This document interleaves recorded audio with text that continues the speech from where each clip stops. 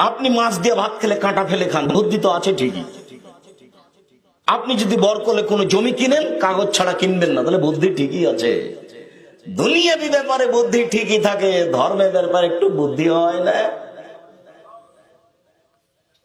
দুনিয়া মানুষের তৈরি কাগজ কলম, তাতে কত কাগজ লাগে। 22-62 জমি জরিপ আছে কিনা, এসে আছে কিনা, আগে জারি করে দেখো কি কি আছে, কত ঝামেলা। 6 মাস জমির দলিল দেখা লাগে।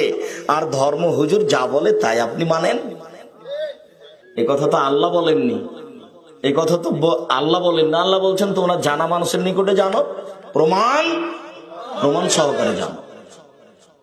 যার কারণে তিনি বলেছেন পৃথিবীবাসী আমি চলে গেলাম, দুইটা জিনিস রেখে গেলাম, কোরআন আর হাদিস।